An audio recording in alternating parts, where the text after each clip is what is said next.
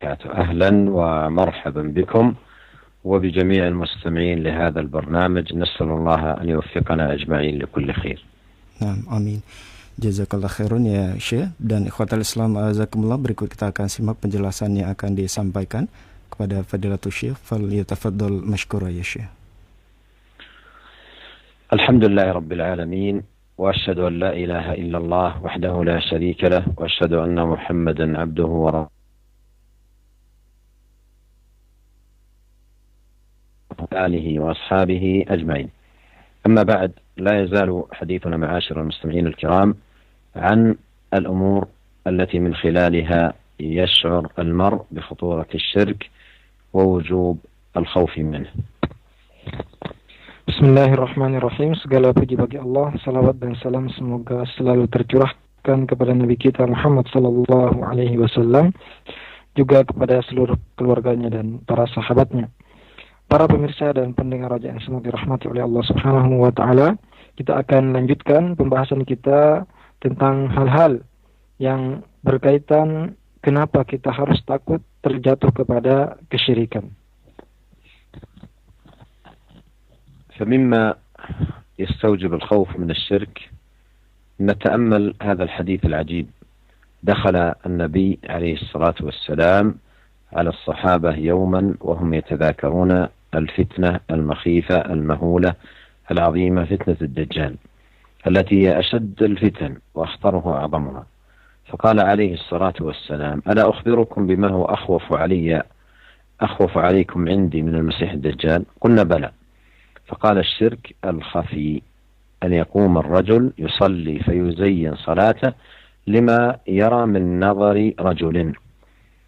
هذا الذي خافه النبي عليه الصلاة والسلام على أمته هو تزيين الصلاة من أجل نظر رجل إليه. قل كذلك مثله تزيين الحج أو العبادة عموما من أجل نظر رجل إليه. وهذا الأمر صارت خطورته في زماننا هذا أشد من الزمن الأول، لأنه أصبح كثير من الناس يحمل في جيبه جهاز الجوال وفي آلة التصوير، فأصبح كثير من الناس في عبادته في الحرمين أو في المشاعر أو غيرها أكبر ما يهتم به التقاط الصور لنفسه الثابتة والمتحركة، والتي يهدف من ورائها أن يري الآخرين عمله.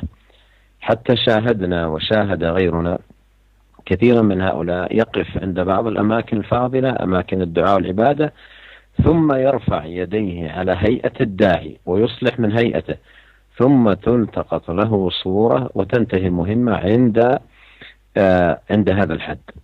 فهمه أن تلتقط له صورة عند الكعبة وعند الجمرات وفي المسعى وعند عرفات إلى آخره. ثم هذه الصور يجعلها بصور مكبرة في مجلسه أو في البوم الخاص بالصور، أو يرسلها عن طريق الجوال للآخرين، ومن لقيه أو زاره أطلعه عليها.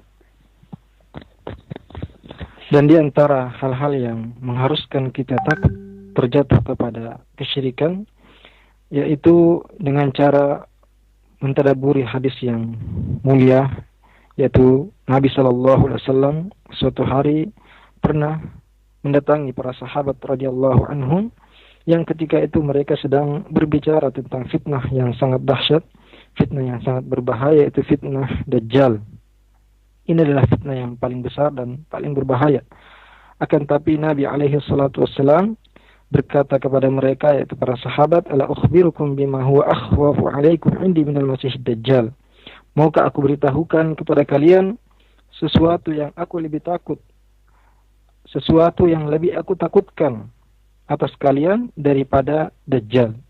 Para sahabat menjawab, "Bala, tentu wahai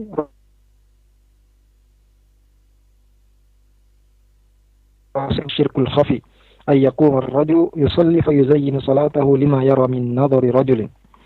Yang lebih ditakutkan oleh Rasulullah SAW adalah syirik khafi, syirik yang tersembunyi, yaitu seseorang berdiri untuk salat, kemudian ia memperbagus salatnya karena ada orang lain yang melihatnya. Inilah yang ditakutkan oleh Nabi SAW kepada umatnya, yaitu orang yang memperbaiki salatnya karena dilihat oleh orang lain, atau ibadah hajinya, atau seluruh ibadah-ibadah yang lain karena dilihat oleh orang lain.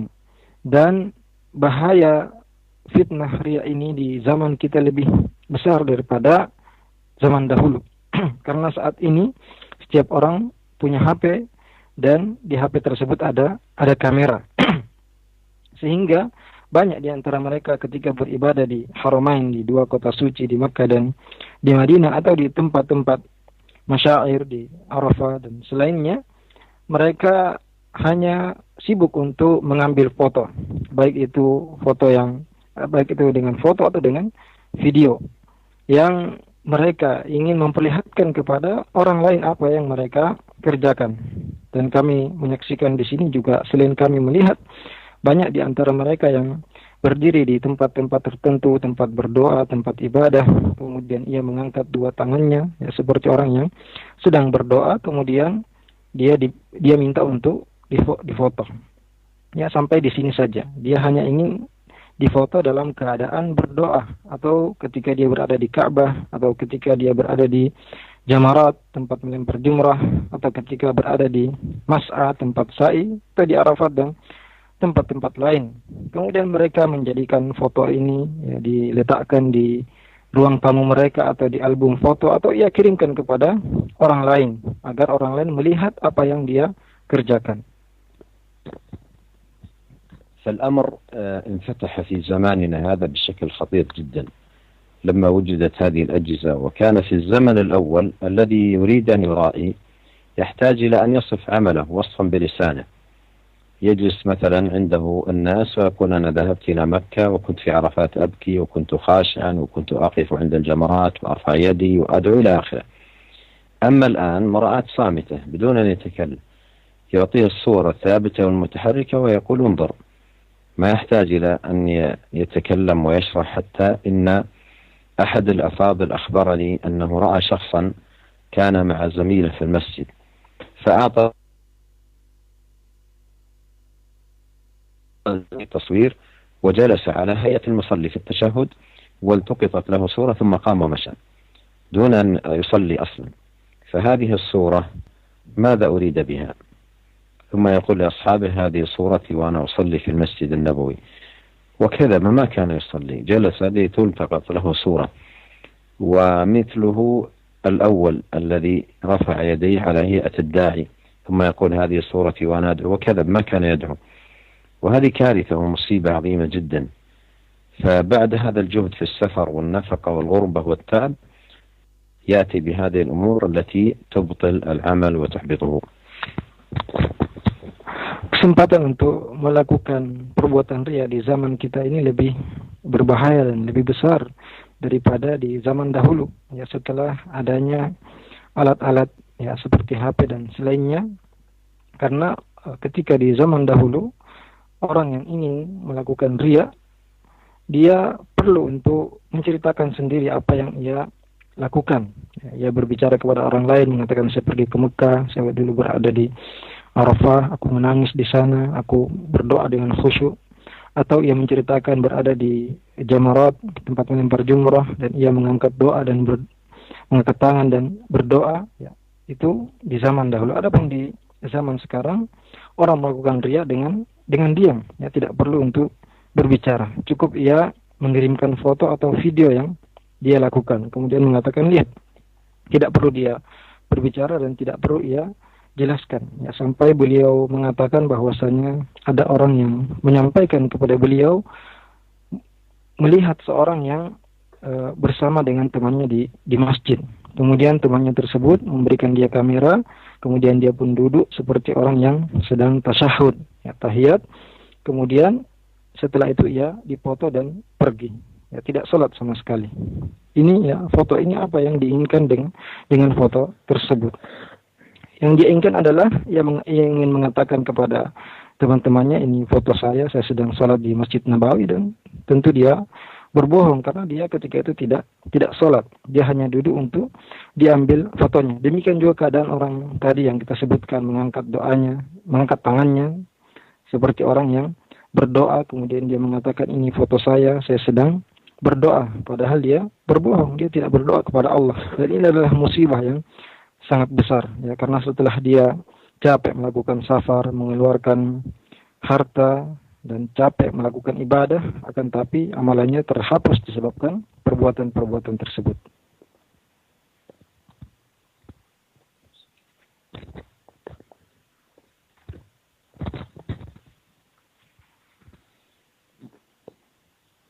ومما يستوجب الخوف من الشرك كثرة دعاة الضلال وأئمة الباطل، وخوف النبي صلى الله عليه وسلم على أمته منهم، حيث قال: إن من أخوف ما أخاف على أمتي الأئمة المضلين. والآن يوجد من أئمة الضلال من يقول للناس: اطمئنوا، الشرك لن يقع إطلاقا، ثم يلبس عليهم ويشبه ببعض الأحاديث التي مثل المتشابه ويترك المحكم البين الواضح. يقول النبي صلى الله عليه وسلم: لا تقوم الساعة حتى تعبد قبائل من أمتي الأوثان. وأي شيء أوضح من هذا؟ هو حديث صحيح ثابت، فيترك النصوص المحكمة البينة ويذهب إلى المتشابه ويستدل به، كحديث إن الشيطان قد يئس أن يعبده المصلون في جزيرة العرب، فيقول للناس: الجزيرة لن يكون فيها شرك إطلاقا. قد قال العلماء في معنى إن الشيطان لما رأى قوة الإيمان في زمن الصحابة وإقبالهم على التوحيد دخل على نفسه شيء من اليأس أن يعبد، وحال الإيمان هكذا. لكن لا يأتي على الناس زمان إلا والذي بعده شر منه، وفي كل عام تربلون. فلم يثنه ذلك ولم يتوقف، بل استمر في الإغواء والإضلال والصد عن دين الله حتى عبد فئام من الأمة الأوثان. وكم هي الجناية على العوام والجهال عندما يقال لهم إنه لن يقع الشرك إطلاقا، فيصبح ما ثمة حاجة عندهم أن يقول الواحد منهم: اللهم أعذني من الشرك، ولا يبالون بخطورة الشرك ولا يحرصون على تعلمه من أجل الحذر من الوقوع فيه. فتجد الشرك يدخل على هؤلاء دخولا عريضا في أعمالهم وأقوالهم وتصرفاتهم، وهم لا يزالون يظنون أن الشرك لا يقع، مع أنهم قد تلوثوا به. وهذا مما يبين خطورة أئمة الضلال على الناس. Dan di antara hal yang mengharuskan kita takut terjatuh kepada kesyirikan, banyaknya penyeru-penyeru kepada kesesatan, banyaknya dai-dai yang mengajak kepada kebatilan. Dan hal ini yang sangat ditakutkan oleh Nabi kita alaihi salatu wassalam kepada umatnya. Beliau bersabda: inna min akhwafi ma akhafu ala ummati al-a'immat al-mudillin. Sungguhnya di antara yang paling aku takutkan, yang paling aku khawatirkan atas umatku, banyaknya pemimpin-pemimpin yang menyesatkan. Dan di saat ini tentu banyak sekali orang yang mengatakan kepada manusia, tenang, tidak perlu takut karena syirik tidak akan terjadi lagi di umat ini. Ya. Mereka menyebutkan sebagian hadis-hadis yang tidak sesuai dengan makna yang dia inginkan. Mereka mengatakan kepada manusia bahwasanya Nabi sallallahu alaihi wasallam bersabda, la taqumus saa'ah hatta ta'budu qaba'il min. Padahal Nabi sallallahu alaihi wasallam bersabda, la taqumus saa'ah hatta ta'budu qaba'il min ummatil awthan. Tidak akan terjadi hari kiamat sampai kabilah-kabilah dari umatku menyembah berhala. Ya, ini tidak ada yang lebih jelas daripada hadis ini, dan ini adalah hadis yang sahih, hadis yang benar datangnya dari Nabi sallallahu alaihi wasallam. Akan tapi sebagian mereka mengatakan kepada manusia bahwasanya Nabi pernah bersabda, inna syaitana qad ya'isa an ya'brahul musallun fi jaziratil Arab. Sungguhnya syaitan telah putus asa untuk disembah oleh orang-orang yang salat di Jazirah Arab. Mereka mengatakan bahwasanya tidak akan terjadi lagi syirik di Jazirah Arab. Padahal para ulama telah menjelaskan makna hadis ini, yaitu bahwasanya syaitan ketika melihat kuatnya iman di zaman sahabat dan mereka sangat perhatian dengan tauhid, maka syaitan merasa putus asa bahwasanya dia tidak akan disembah lagi di Jazirah Arab. Akan tapi kita ketahui bahwasanya tidak akan datang suatu zaman kecuali zaman berikutnya lebih buruk daripada zaman tersebut. Maka syaitan pun terus berusaha menggoda manusia dan tidak berhenti. Bahkan terus berusaha untuk menyesatkan dan menghalangi manusia dari agama Allah Subhanahu wa ta'ala, sampai banyak dari umat ini yang menyembah berhala, kembali menyembah berhala. Tentu orang yang mengatakan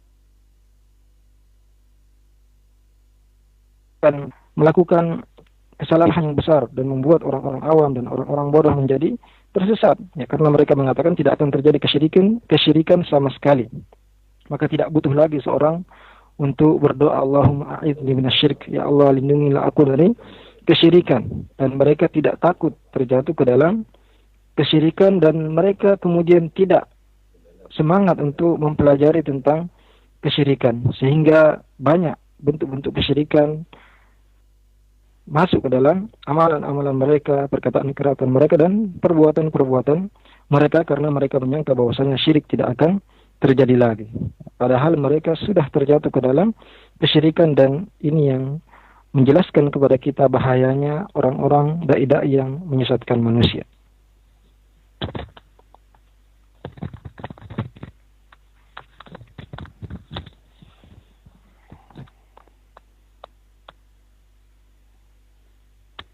وعلى كل هذا مما يستوجب الخوف من الشرك والحذر منه والتحذير، وأن يكون خوف المرء من الشرك أشد من خوفه من أي أمر آخر، وأن يجاهد نفسه على الحذر من الوقوع فيه. ومن هذه المجاهدة أن يعرف الشرك. والعلماء رحمهم الله قديما قالوا كيف يتقي من لا يدري ما يتقي؟ الذي لا يدري ما هو الشرك وما هي أنواعه وما هي حقيقته وما هي الأمور الداخلة في مسماه، كيف يتقيه؟ فأول أساس لاتقاء الشرك أن يعرف ما هو الشرك وما هي حقيقته. فبهذه المعرفة التي يقصد منها الاتقاء والحذر يتحقق بإذن الله اتقاء الشرك. ولهذا قال أحد السلف في تعريف التقوى، قال تقوى الله عمل بطاعة الله على نور من الله خيفة عذاب الله. قال تقوى الله عمل بطاعة الله على نور من الله رجاء ثواب الله، وترك لمعصية الله وأعظم معاصي الله الشرك على نور من الله خيفة عذاب الله. فلا بد أن يكون الإنسان على معرفة بالشرك، معرفة بحقيقته ومعرفة بخطورته ومعرفة بعقوبته، معرفة يقصد منها أن يحذر منه وأن يحذر غيره من الوقوع فيه، حتى أبنائه، كما في وصية لقمان لابنه، وإذ قال لقمان لابنه وهو يعظه يا بني لا تشرك بالله إن الشرك لظلم عظيم. فحذره من الشرك وبين له في الوقت نفسه خطورته وأنه أظلم الظلم وأشنعه وأشده على الإطلاق.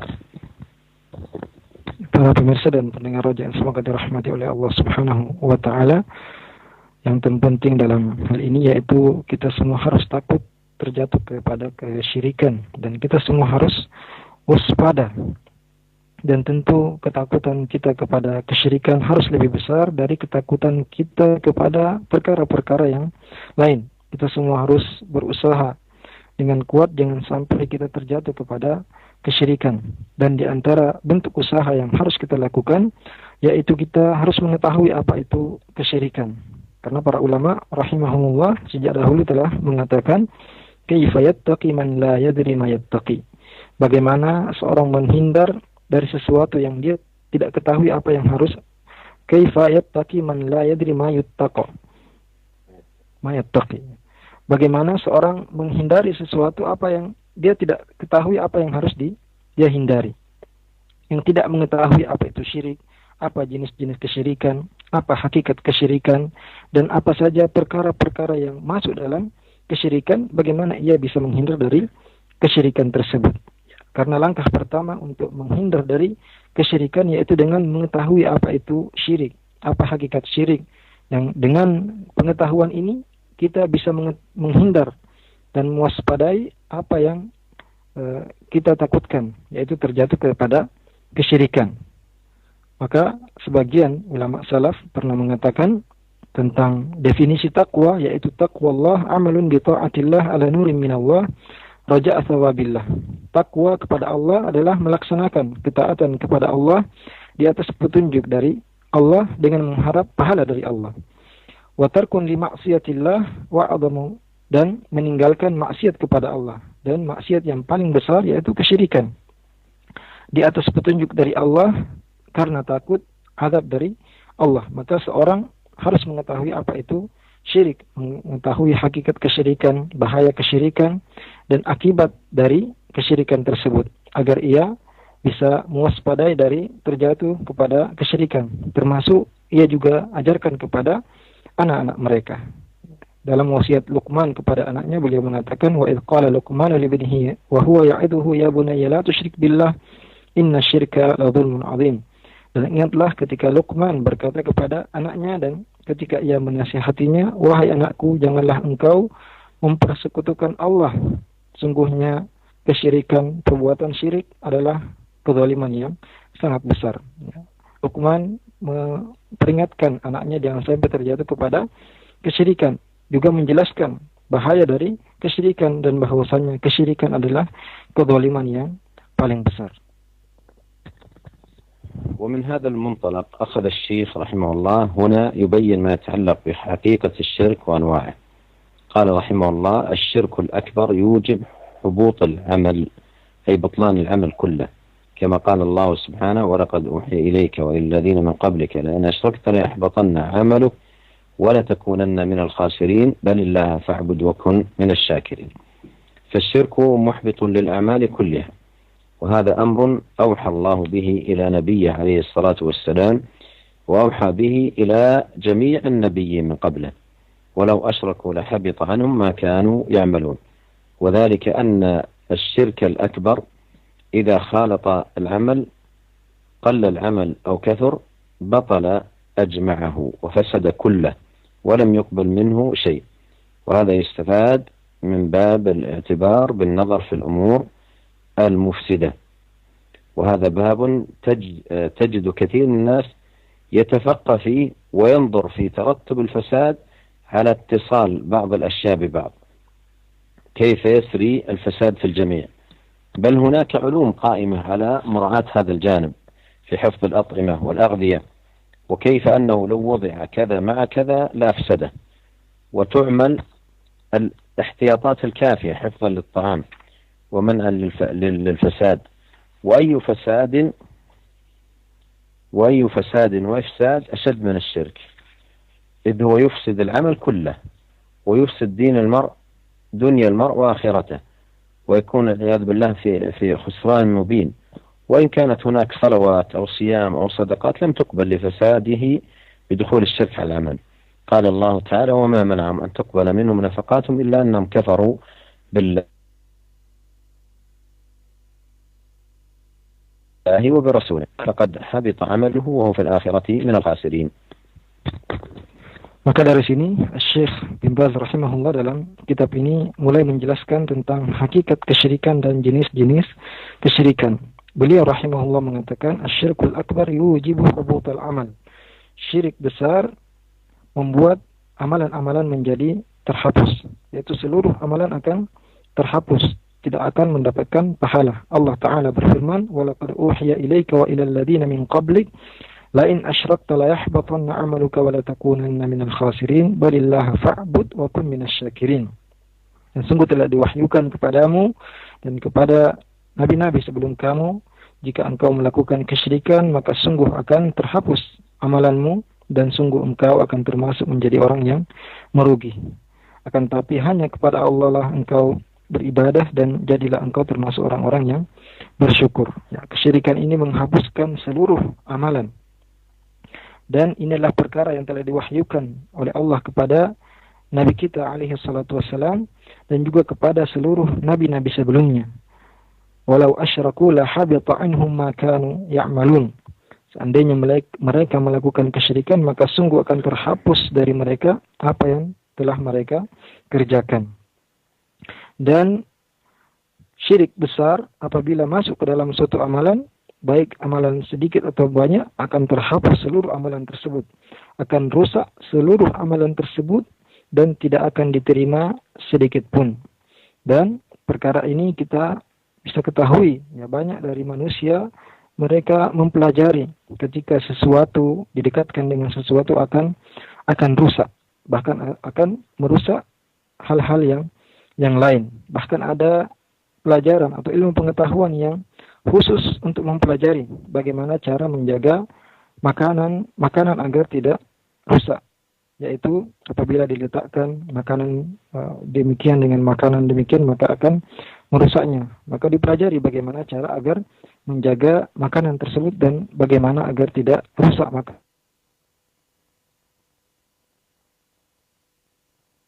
Syirik lebih besar daripada kerusakan yang lain, karena syirik akan merusak seluruh.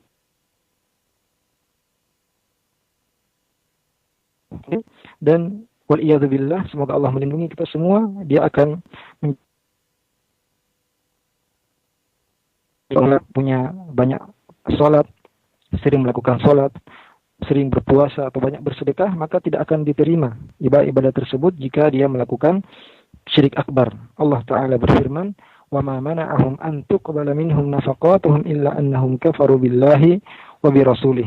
Dan tidak ada yang menghalangi untuk diterima dari mereka sedekah-sedekah mereka kecuali karena mereka kufur terhadap Allah dan Rasulnya. Juga Allah berfirman, وَمَنْ يَكْفُرْ بِالْإِيمَانِ فَقَدْ حَبِطَ عَمَلُهُ وَهُوَ فِي الْآخِرَةِ مِنَ الْخَاسِرِينَ. Dan barang siapa kufur kepada keimanan maka telah terhapus amalannya dan di akhirat ia termasuk orang yang merugi. قال رحمه الله: والخلود في النار لمن مات عليه، أي من مات على الشرك ليس له يوم القيامة إلا النار مخلدا فيها أبد الآباد.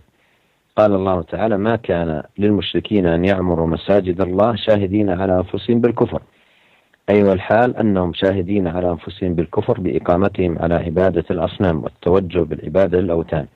أولئك حبطت أعمالهم وفي النار هم خالدون، أي أبد الآباد، لا يقضى عليهم فيموتوا ولا يخفف عنهم من عذابها.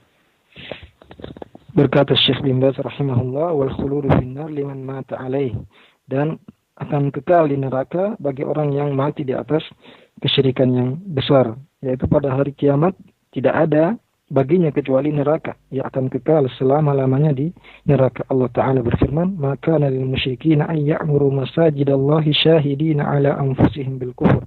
Tidak pantas bagi orang-orang musyrikin untuk memakmurkan masjid-masjid Allah yang mereka mempersaksikan atas diri mereka di atas kekufuran, yaitu mereka mengetahui dan sadar bahwasanya mereka berada di atas kekufuran dengan menyembah patung-patung, menyembah berhala dan beribadah kepada berhala-berhala tersebut. Ulaika habitat a'maluhum wa fin narihum khalidun. Mereka itulah orang-orang yang terhapus amalan-amalan mereka dan di neraka mereka akan kekal, yaitu selama-lamanya.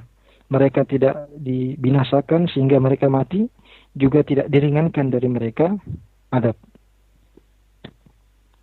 والدليل وقال رحمه الله: وأن من مات عليه أي على الشرك الأكبر فلن يغفر له والجنة عليه حرام. والدليل على أنه لن يغفر له قوله تعالى: إن الله لا يغفر أن يشرك به ويغفر ما دون ذلك لمن يشاء. وهذا في حق من مات على ذلك، ولا تعارض بين هذه الآية وبين قوله سبحانه وتعالى في سورة الزمر: قل يا عبادي الذين أسرفوا على أنفسهم لا تقنطوا من رحمة الله إن الله يغفر الذنوب جميعا. لأن قوله إن الله يغفر الذنوب جميعا هذا في حق من تاب، بدليل قوله لا تقنطوا أي توبوا، فمن تاب تاب الله عليه من الشرك أو غيره. وقول في آية النساء: لا يغفر أن يشرك به ويغفر ما دون ذلك لمن يشاء، هذا في حق من مات على الشرك، فمن مات على الشرك لا مطمع له إطلاقا في مغفرة الله سبحانه وتعالى. Berkata Syekh bin Baz rahimahullah, wa anna man mata alaihi, dan bahwasanya orang yang mati di atas kesyirikan yaitu syirik besar maka tidak akan fala yukfar lahu wal jannatu alaihi haram, maka dia tidak akan diampuni dan diharamkan atasnya surga. Dalil bahwasanya dia tidak akan diampuni yaitu firman Allah Subhanahu wa taala, innallaha la yaghfiru ay yushraka bih wa yaghfiru ma duna dzalika liman yasha. Sungguhnya Allah tidak akan mengampuni dosa syirik dan akan mengampuni dosa selainnya bagi siapa yang ia kehendaki. Ini bagi orang yang mati di atas kesyirikan, syirik akbar. Dan tidak ada kontradiksi antara ayat ini dan firman Allah Subhanahu wa taala dalam surat Az-Zumar, "Qul ya ibadiyalladzina asrafu ala anfusihim la taqnatu min rahmatillah innallaha yaghfiru dzunuba jami'a." Katakanlah wahai sendiri, janganlah kalian berputus asa dari rahmat Allah. Sungguhnya Allah mengampuni seluruh dosa. Karena firman Allah,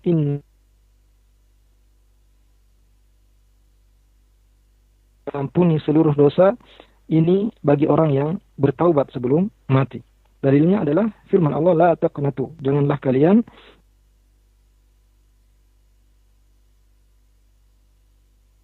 kepada Allah, Allah akan menerima taubatnya, baik itu kesyirikan atau dosa-dosa yang lainnya. Adapun firman Allah dalam ayat An-Nisa, la yaghfiru ayyushraka bihi wa yaghfiru ma duna dzalika liman selain syirik bagi siapa yang Allah kehendaki. Ini bagi orang yang mati namun belum bertaubat dari syirik akbar. Maka barang siapa yang mati di atas kesyirikan, yaitu syirik akbar, syirik besar, tidak ada harapan baginya sama sekali untuk mendapatkan ampunan dari Allah Subhanahu wa taala. والدليل على أن الجنة حرام على المشرك قول الله سبحانه وتعالى إنه من يشرك بالله فقد حرم الله عليه الجنة ومأواه النار وما للظالمين من أنصار. أي ما للمشركين الذين ماتوا على الشرك بالله من أنصار، أي من أعوان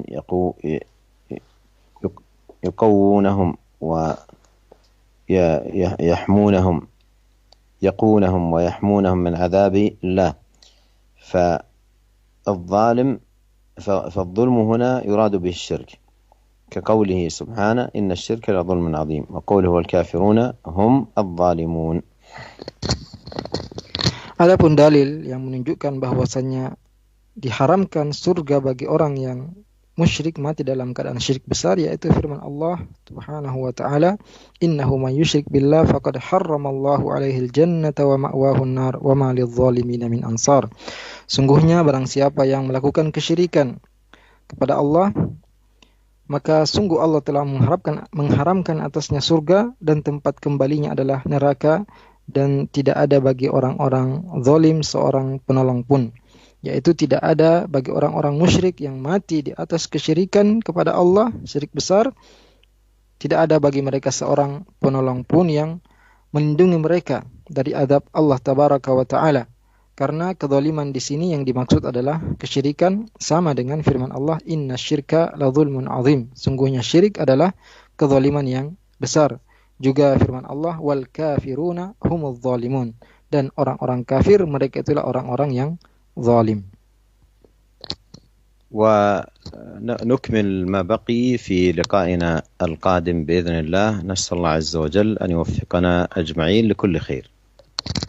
Kita lanjutkan pembahasan ini pada pertemuan berikutnya, dan kita mohon taufik dari Allah Subhanahu wa taala.